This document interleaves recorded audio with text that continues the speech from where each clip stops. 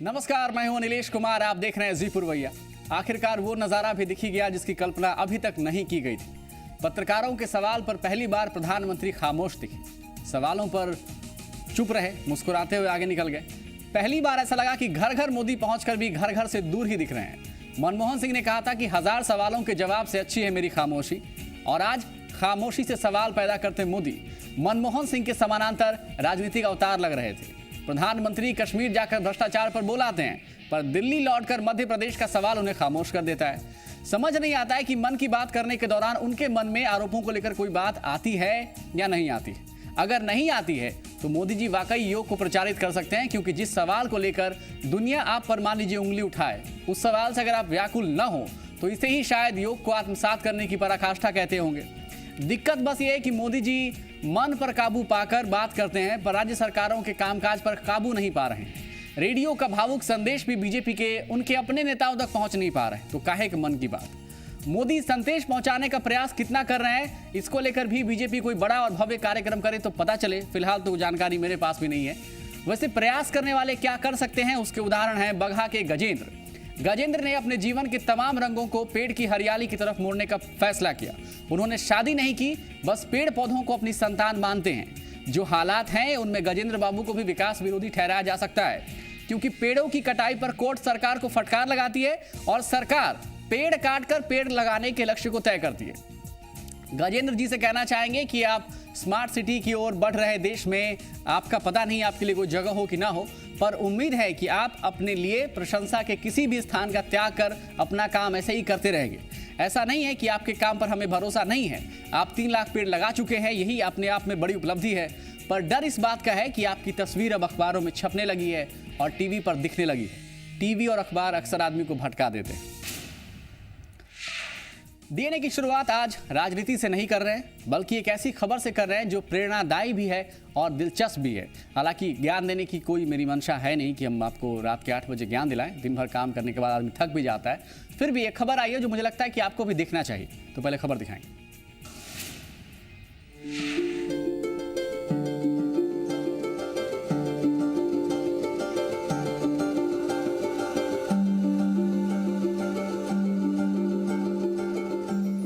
पौधा लगा रहे ये हैं गजेंद्र यादव। इन्होंने अपने जीवन में 1 करोड़ पौधे लगाने का लक्ष्य तय किया है।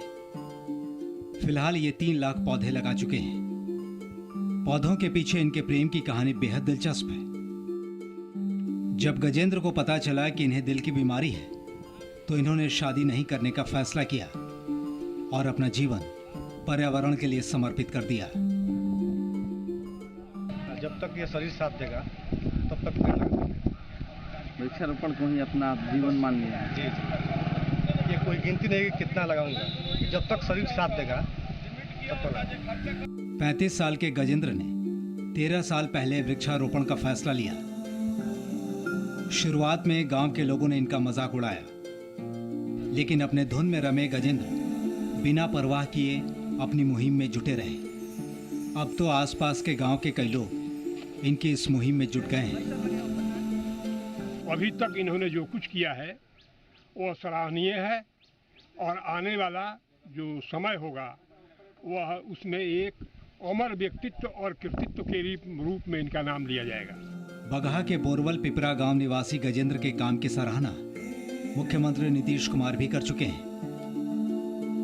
वन विभाग और नेपाल की सीमा पर तैनात एसएसबी भी गजेंद्र के काम के कायल हैं। गजेंद्र जी का सवाल है, इसके लिए अलग से कोई सरकारी प्रावधान नहीं है। वो अपना मैंने स्वेच्छा से सहयोग करते हैं। जंगल है तो जीवन है, लेकिन आज इंसान पौधों के महत्व को भूल गया है। तभी तो भारत में प्रतिदिन 135 हेक्टेयर वन क्षेत्र नष्ट हो रहा है, जिस कारण ग्लोबल वार्मिंग का असर साफ नजर आ रहा है। अगर धरती को बचाना है तो गजेंद्र से प्रेरणा लेकर पौधे लगाने की जरूरत है। इमरान, जी मीडिया, बगहा। गजेंद्र की पहल की जितनी सराहना की जाए वो कम है। क्योंकि वृक्षारोपण यानी पेड़ लगाने को बढ़ावा देने को लेकर बातें खूब हम सुनते हैं, लेकिन धरातल पर कुछ होता नहीं है। नेता भी एक दिन पेड़ लगाने जाते हैं, वृक्षारोपण दिवस मनाते हैं, उसके बाद कोई जाता नहीं है। धरती पर जीवन के लिए पेड़ पौधों का होना बेहद जरूरी है, ये हम और आप बचपन से पढ़ते आ रहे हैं, लेकिन हम भी कुछ करते नहीं हैं। तो कुछ तथ्यों के आधार पर आपसे चर्चा करना चाहेंगे। हाल के दिनों में आई एक रिपोर्ट के मुताबिक एक इंसान को जिंदा रहने के लिए उसके आसपास 16 बड़े पेड़ों की जरूरत होती है। क्या हम और आप 16 पेड़ लगाते हैं? 16 छोड़ दीजिए, एक भी पेड़ नहीं लगाते हैं। अब भारत में इसकी स्थिति उलट है। भारत में 36 लोग एक पेड़ पर आश्रित हैं। पर्यावरण वैज्ञानिकों के मुताबिक जमीन के 1/3 हिस्से पर वन होना चाहिए, जबकि भारत में सरकारी आंकड़ों के मुताबिक देश के करीब 23% हिस्से पर वन है, यानी 7% ऑलरेडी कम है हमारे यहाँ, उसके बावजूद भी कटाई हो रही है। अब विकास के नाम पर अंधाधुंध पेड़ काटे जा रहे हैं। Centre for science and environment की रिपोर्ट बताती है कि भारत में 18 पेड़ काटे जाते हैं तो एक पेड़ लगाया जाता है। सोचिए पटना में इतनी गर्मी क्यों लगती है। आइए अब आपको बताते हैं कि एक पेड़ से हमें क्या क्या फायदा होता है, और यकीनन ये बातें आपको शायद पहले सुनने को नहीं मिली होंगी। एक पेड़ 50 साल में एक पेड़ 17,50,000 रुपए का ऑक्सीजन देता है। ऑक्सीजन खरीदते वक्त ही पता चलता है कि इसकी कीमत कितनी होती है। 17 लाख ऑक्सीजन एक पेड़ देता है। मैं सोचिए 50 साल में एक पेड़ 41 लाख रुपए के पानी की रिसाइकलिंग भी करता है। एक पेड़ 50 साल में 18 लाख रुपए के जमीन के कटाव खर्च को रोकता है। जमीन जो कई बार नदी किनारे कटकर बह जाती है, उसको रोकने का काम भी पेड़ करता है। सोचिए, इसके अलावा पेड़ वायु प्रदूषण को भी रोकते हैं, और एक पेड़ हर साल 3 किलो कार्बन डाइऑक्साइड अपने अंदर जमा कर लेता है, सोख लेता है। एक पेड़ से इतने फायदे हैं, आप समझ सकते हैं कि गजेंद्र अब तक 3 लाख पेड़ लगा चुके हैं, तो दुनिया को कितना कुछ मिल चुका होगा। लेकिन उम्मीद करते हैं कि उनकी ये पहल और भी लोगों को प्रेरणा देगी। धरती पर जीवन के लिए पेड़ पौधे जरूरी है, क्योंकि ये कार्बन डाइऑक्साइड को सोखते हैं और हमें ऑक्सीजन देते हैं, जिसे लेकर हम जिंदा होते हैं। पेड़ पौधे की कटाई का असर आज हमें कई रूप में देखने को मिल भी रहा है। अब देखिए, झारखंड में अंधाधुंध पेड़ों की कटाई हो रही है, इसका असर भी दिख रहा है। हाल के दिनों में झारखंड में बिजली गिरने की घटनाएं बढ़ी हैं, और आज सबसे चौंकाने वाली बात हम आपको डीएनए में बताएंगे। सरकार भी इस बात को स्वीकार करती है कि बिजली गिरने की घटनाएं वहां बढ़ी हैं। बयान सुनाइए। ये वर्ष का कहिए आप 1 अप्रैल से लेकर टिल डेट टुडे अभी तक 30 मौत की ही सूचना है, और झारखंड का आप दुर्भाग्य कहिए जो कि इस मामले में लाइटनिंग, थंडरिंग, ये सब जो वज्रपात जिसको हम कहते हैं, इसके कारण यहाँ बहुत मौतें होती हैं। खास करके नामकुम का इलाका जो है, लाली है, राजा उलातू है, इस सब एरिया में, फिर अनगढ़ा है, मांडर है, ये सब चाहे, तो ये सब जगह जहाँ पहाड़ी इलाका है, उन सब इलाकों में ये सब ज़्यादा होती है। झारखंड के आपदा प्रबंधन मंत्री सीपी सिंह साहब मानते हैं कि इस साल अब तक 30 लोगों की मौत बिजली गिरने से हुई है। देखिए, एक तरफ गजेंद्र पेड़ लगा रहे हैं, दूसरी तरफ पेड़ कटने का जो नुकसान है झारखंड में दिख रहा है, इसलिए इसकी चर्चा कर रहे हैं हम। 1 जुलाई को राज्य में बिजली गिरने से 9 लोगों की मौत हो गई थी। सोचिए, एक व्यक्ति की मौत भी परिवार पर क्या असर डालती। रांची से सटे नामकुम में पिछले 4 साल में बिजली गिरने से 52 लोगों की मौत हो गई। मॉनसून सीजन में सिर्फ नामकुम में 500 बार बिजली गिरती है। दुनिया भर की स्थिति अगर आप देखेंगे तो दुनिया भर में बिजली गिरने से हर साल 1000 लोग मर जाते हैं, उनकी मृत्यु हो जाती है। और उसमें से सोचिए, दुनिया भर में 1000 लोगों की मृत्यु होती है, और उसमें से 250 अकेले झारखंड के होते हैं। यानी बिजली गिरने से दुनिया भर में होने वाली मौत में 1/4 मृत्यु सिर्फ झारखंड में होती है। अब सवाल यह है कि झारखंड में बिजली गिरने की घटनाएं क्यों होती हैं, तो इसके पीछे कई वजहें भी हैं। इस पर चर्चा करेंगे, लेकिन उससे पहले आपको झारखंड के आपदा प्रबंधन विभाग के सचिव सुधांशु भूषण बरवार, उन्होंने क्या कहा इस मामले पर, सुनाते हैं। जंगल का क्षेत्र है तो बड़े बड़े पेड़ हैं यहाँ पर, वो भी अट्रैक्ट करते हैं। तीसरा सबसे बड़ा कारण होता है खनिज, लोहा। यहाँ के मिट्टी में लोहा है जो अट्रैक्ट करता है, जो खनिज, अगर हम सिंपल लैंग्वेज में बात करें जियोलॉजिकल, तो वो भी अट्रैक्टिंग फैक्टर बनता है। रांची की चट्टानें, जैसे चट्टानें में लौह तत्व अधिक है, ये बिजली को अट्रैक्ट करता है। उसमें ये सुगमता के साथ बिजली जो है ट्रांसफ़र हो जाता है, जिसके चलते ये बिजली जो गिर रही है, और पिछले जो 15-20 साल से थोड़ा ज़्यादा बढ़ा है। कारण जो हमने कहा कि कहीं ना कहीं हमारा क्लाइमेट चेंज हो रहा है, और पोल्यूशन भी काफ़ी बढ़ा है इधर, और ऊंचाई का भी क्षेत्र, ये सब मिला के जो है थंडरिंग हमारा हो रहा है। नहीं, इससे पहले कि हम आगे बढ़े एक बात बताना जरूरी है। जो बयान हम आपको सुनवा रहे थे वो सचिव का बयान नहीं था। नीतीश प्रियदर्शी साहब हैं, दुनिया के जाने माने एनवायरमेंटलिस्ट हैं, पर्यावरणविद हैं, उनका बयान हम आपको सुनवा रहे थे। खैर आगे बढ़ते हैं। झारखंड में लोहा तांबा जैसे खनिजों की भरमार है। ये खनिज बिजली को आकर्षित करते हैं, इसलिए बिजली सीधे जमीन पर आती है। झारखंड पहाड़ी क्षेत्र होने के कारण ऊंचाई पर है और यहाँ बादल और धरती के बीच की दूरी कम होती है। बादल से भूमि तक दूरी कम होने की वजह से बिजली आसानी से धरती पर पहुंचती है, तेजी से पहुंचती है। झारखंड के कई क्षेत्रों में जल जमाव की विकट समस्या है। वर्षा जल को भूगर्भ में पहुंचने के रास्ते बंद हो चले हैं। धरातल पर टिका जल सुचालक आकाशीय और भूगर्भीय परिपथ को जोड़ता है और बिजली गिरती है, यानी कनेक्शन बनता है धरती से आकाश के बीच में। अब विद्युत आवेश का तापमान सूर्य के सतही तापमान से लगभग 4 गुना अधिक हो जाता है, यानी बिजली का तापमान सूरज की किरणों से भी ज्यादा होता है। पूरे विश्व में प्रतिदिन औसतन बिजली चमकने की 8,64,000 घटनाएं घटित होती हैं और इसमें हर साल औसत 1,000 लोगों की जान चली जाती है, जिसमें से 450 भारत में और उसमें से 250 सिर्फ झारखंड में होते हैं। आंकड़े बता रहे हैं कि झारखंड में बिजली गिरने से सबसे ज्यादा लोग काल के गाल में समाते हैं। सरकार भी इसे गंभीरता से ले रही है। सीएम रघुवर दास ने सेंसर लगाने की अनुमति दी है। आपदा प्रबंधन विभाग और बिरसा कृषि विश्वविद्यालय के वैज्ञानिक सेंसर की मॉनिटरिंग भी कर रहे हैं। उम्मीद है कि इससे झारखंड में बिजली गिरने से होने वाली जो मृत्यु की घटनाएं हैं उसमें कमी आएगी, लेकिन सिर्फ तकनीक से ही हम इस आपदा को रोक नहीं सकते। कुछ सावधानियां बरत कर भी लोग अपनी जान बचा सकते हैं। फटाफट से नजर डाल लेते हैं कि क्या सावधानियां बरत सकते हैं झारखंड के लोग। बिजली चमकने के दौरान जंगल में पेड़ के नीचे खड़ा नहीं होना चाहिए। बिजली के खंभों और वृक्षों से हमेशा दूर रहें। धात्विक वस्तुओं से, मेटल से हमेशा दूरी बनाए रखें। जमीन के नीचे भी अगर धातु तत्व हैं वहां से दूर रहे। विद्युत उपकरणों का उपयोग बिल्कुल नहीं करना चाहिए। आपात स्थिति को छोड़कर लोगों को मोबाइल टेलीफोन का उपयोग भी नहीं करना चाहिए। लोग हल्के में लेते हैं, पर आपकी कई बार जान जा सकती है ऐसी घटनाओं को लेकर। जब बिजली चमके तो पहाड़ की चोटी पर नहीं खड़ा होना चाहिए। आमतौर पर झारखंड में ऐसा होता है। किसी जल स्रोत में तैर या नहा रहे हो तो उससे भी निकलकर भूमि पर आना चाहिए।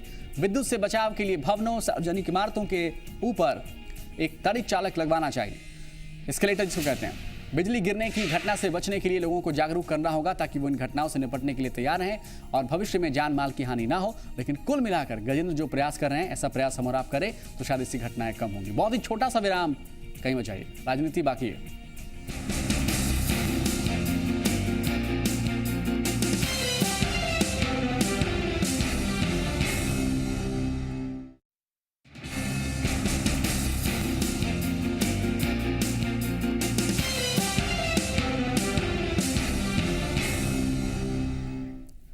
पूर्वैया डीएनए में अब बात करेंगे बिहार की। बिहार की राजनीति की बात करेंगे। बिहार में नीतीश कुमार और लालू प्रसाद यादव साथ मिलकर बीजेपी को मात देने की तैयारी कर रहे हैं। रोज आप पढ़ रहे होंगे या देख रहे होंगे कि सीटों के बंटवारे को लेकर मतभेद है, माथापच्ची जारी है। नीतीश कुमार की पार्टी कितनी सीटों पर चुनाव लड़ेगी और लालू जी कितनी सीटों पर दावेदारी करेंगे, इसे लेकर दो बातें हो रही हैं। पहली बात तो है कि टीवी पर बहस हो रही है और नेताओं की बयानबाजी जारी है। टीवी डिबेट से क्या पता चला होगा ये तो मैं भी नहीं बता सकता, लेकिन डीएनए की सीमित सीमाओं में आज हम आपको बताएंगे कि महागठबंधन के अंदर सीटों को लेकर अगर स्थिति साफ नहीं है तो उसकी वजह क्या है। लालू और नीतीश कल एक साथ एक मंच पर नजर आए थे, एकता का परिचय दिया गया, पर राजनीतिक तौर पर जो परीक्षा होनी है उसे लेकर सवाल चुनाव के नतीजों से जुड़े हैं। सीटों की दावेदारी के बीच आइए आपको वो बयान सुनाते हैं जो इस मामले की हकीकत आपको समझा सकता है। बयान पुराना है पर सारी नई कहानी इसी बयान के इर्द गिर्द घूमती है। पहले बयान सुनो। इस बैठक में ये निश्चित हुआ है कि आरजेडी एवं जेडीयू की तरफ से 3 सदस्यों की एक समिति सीटों के बंटवारे को तय करेगी तथा दोनों दलों के नेता सीटों को अंतिम रूप देंगे और शीघ्र ही इस कार्यवाही को संपन्न कर लिया जाएगा। इस बयान में यह साफ है कि एक बीच का रास्ता निकाला गया था। ना तो नीतीश कुमार गठबंधन में खुद से कुछ तय करेंगे, डोमिनेट नहीं कर सकेंगे, और ना ही लालू नीतीश को समर्थन के बहाने किसी तरह का दबाव बना सकेंगे। इसलिए तय हुआ था कि कमेटी बनेगी। 3 लोग दोनों तरफ से इस कमेटी में होंगे जो तय करेंगे कि सीटों के बंटवारे को लेकर क्या स्ट्रैटेजी बने, रणनीति क्या होनी चाहिए और किसको क्या मिलना चाहिए। पर हुआ क्या, इस कमेटी की घोषणा के बाद मामला आगे नहीं बढ़ा। नीतीश जी आम और लीची के विवाद में फंसते नजर आए और लालू बीजेपी को मात देने की दावेदारी में मशगूल दिखे, पर कमेटी को लेकर कोई बयान अभी तक किसी नेता के द्वारा नहीं दिया गया। ये बहुत ही दिलचस्प मामला है जो अपने आप में कई सवाल भी समेटे। कमेटी की घोषणा नहीं होने के बाद पहला सवाल यही है कि क्या वाकई महागठबंधन के अंदर अभी भी ऐसे सीरियस इश्यूज, गंभीर मामलों पर एकजुटता नहीं है? मान लीजिए कि ऐसा नहीं है, क्योंकि अगर आप जैसे ही सवाल करेंगे नेताओं से तो हर दल का जवाब यही आएगा, मतलब आरजेडी और जेडीयू का जवाब यही होगा कि हम सब एक साथ हैं। पर सवाल ये कि साथ चलने के रास्ते पर पहला कदम अगर सीटों की दिशा में या सीट की दिशा में आगे बढ़ना था तो पहला कदम ही पीछे क्यों रह जा रहा है? इसलिए सवाल ये भी है कि जिस ईगो यानी अभिमान का जिक्र लालू प्रसाद यादव दिल्ली में जनता परिवार या महागठबंधन की घोषणा के बाद कर रहे थे और जिस अभिमान का जिक्र कार्यकर्ता सम्मेलन में भी लालू करते रहे हैं, क्या वो कहीं ना कहीं दोनों दलों के रास्ते में आ खड़ा हुआ है? अगर ऐसा है, मान लीजिए कि दोनों दलों का जो कार्यकर्ता होगा इस स्थिति में वो आपसी चर्चा में किस नतीजे पर पहुंचता होगा? गांव अगर आप चले जाइए, इलेक्शन को लेकर चर्चा चारों तरफ हो रही है और अगर कार्यकर्ताओं के स्तर पर संदेश गलत गया तो फिर नीतीश और लालू जो राजनीतिक प्रयोग बिहार में करना चाहते हैं उसकी परिणति क्या होगी? अब इसी मामले पर जेडीयू का क्या कहना है, सुनिए।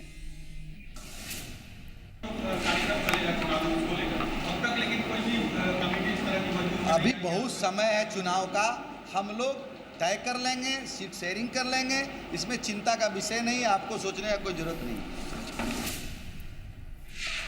सुना आपने जेडीयू का जवाब। नीतीश जी कहते हैं चुनाव आ चुका है और उनके पार्टी के प्रवक्ता कहते हैं चुनाव में बहुत समय। जिस कमेटी की घोषणा इन्होंने की थी इनकी पार्टी ने, उसे लेकर आज पार्टी असहज है। दरअसल दिक्कत इस बात को भी लेकर है कि दोनों दलों के अंदर से मतभेद के स्वर उभरते भी रहे हैं। यह भी ठीक है कि लालू प्रसाद यादव और नीतीश कुमार ये कहते रहे हैं कि उनकी ओर से कोई बयान नहीं आ रहा है, इसलिए आप बाकी बातों पर ध्यान ना दें। पर इतने भोले भंडारी तो दर्शक भी नहीं होते हैं, जनता भी नहीं होती है, मतलब बातों का मतलब तो आप भी समझते हैं। इसलिए एक बार फिर चर्चा इस बात को लेकर है कि एक समय जब लालू नीतीश कुमार के नाम पर राजी नहीं हो रहे थे तो मुलायम सिंह यादव अपनी भूमिका निभाते नजर आ रहे थे। उसकी आवश्यकता क्या फिर से आ गई है? क्योंकि फिलहाल दोनों दल कहीं पहुंचते नहीं दिख रहे हैं। आरजेडी का क्या कहना है इस मामले में? ये जो कमेटी वाला मामला है उस पर सुनिए, बयान क्या है। मेरा देखो, ये आज का एक विषय नहीं, आपका भी आदत खराब हो रहा है।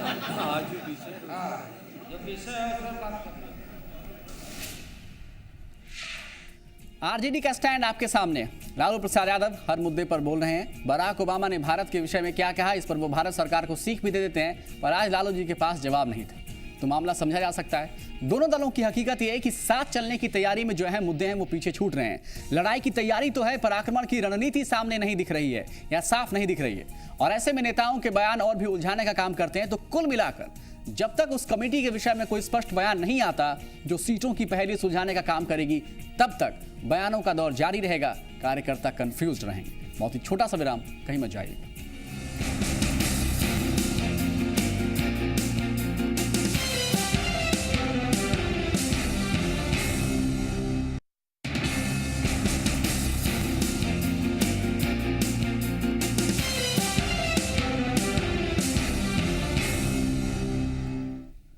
भ्रष्टाचार के मामलों में झारखंड की चर्चा कई बार हुई है। राज्य की छवि भी कई बार खराब हुई। पूर्व मुख्यमंत्री मधु कोड़ा साहब तो कीर्तिमान स्थापित करते नजर आए थे। इसके अलावा अधिकारियों पर भी भ्रष्टाचार के आरोप लगते रहे हैं। यहाँ हर चुनाव में भ्रष्टाचार मुद्दा भी बनता भी है और करप्शन पर रोक लगाना रघुवर सरकार के लिए बड़ी चुनौती है, हम और आप सभी जानते हैं। सरकार ने पहल शुरू की है, निगरानी को पहले से और अधिक सशक्त बनाया गया है और इसका असर दिखने लगा है। झारखंड के लिहाज से एक अच्छी खबर हो सकती है। रिपोर्ट दिखाइए। भ्रष्टाचार मुक्त होगा झारखंड। निगरानी के शिकंजे में होंगे भ्रष्टाचारी। झारखंड में निगरानी ने इस साल जुलाई तक भ्रष्टाचार के आरोप में 25 लोगों को गिरफ्तार किया है, जिनमें कई अधिकारी शामिल हैं जो लोगों से रिश्वत ले रहे थे। निगरानी के आईजी का कहना है कि किसी कीमत पर भ्रष्टाचारियों को बख्शा नहीं जाएगा। और मैं आपको बता दूं कि 2002 में एक वर्ष में 65 केस ट्रैप के दर्ज हुए थे, जो अभी भी एक चुनौती है। अभी हमारे पूरे वर्ष में अभी तक ऑलमोस्ट 25 केसेस दर्ज हुए हैं अभी तक, जुलाई तक, जनवरी से जुलाई तक। हमारा प्रयास होगा कि हम लोग 65 और उससे आगे पहुँचें। हाल के दिनों में जिस तरह से निगरानी ने सरकारी कर्मचारियों और अधिकारियों को भ्रष्टाचार के आरोप में गिरफ्तार किया है, उससे रिश्वत लेकर काम करने वाले लोगों में खौफ है। निगरानी को यह कामयाबी प्रमंडलों में ऑफिस खुलने के बाद मिली है। ये कह सकते हैं कि जो रांची के बाहर प्रमंडल कार्यालय निगरानी के खोले गए हैं, काफ़ी हद तक उसका भी प्रभाव है। क्योंकि जो लोग शिकायत करने पहले आते थे वो रांची आना पड़ता था, अभी वो शिकायत वो प्रमंडल कार्यालय में भी दे सकते हैं। उसके बाद उनका वेरिफिकेशन भी वहीं से प्रमंडल कार्यालय से किया जा सकता है। तो थोड़ी शिकायतकर्ता और निगरानी के बीच की जो दूरी है वो कम हो गई है। झारखंड में निगरानी ब्यूरो जिस तरह से काम कर रहा है, उसे देखते हुए कहा जा सकता है कि आने वाले दिनों में यहां भ्रष्टाचार के मामलों में कमी आएगी। आशुतोष कुमार, जी मीडिया, रांची। तो उम्मीद करते हैं कि झारखंड में भ्रष्ट अधिकारियों पर लगाम लगेगी और भ्रष्टाचार के मामले कम होंगे, वरना अभी तक तो स्थिति यही है कि विकास और ईमानदारी से मुक्त अधिकारियों की कोई कमी नहीं रही। आज डीएनए देखने के लिए बहुत बहुत शुक्रिया।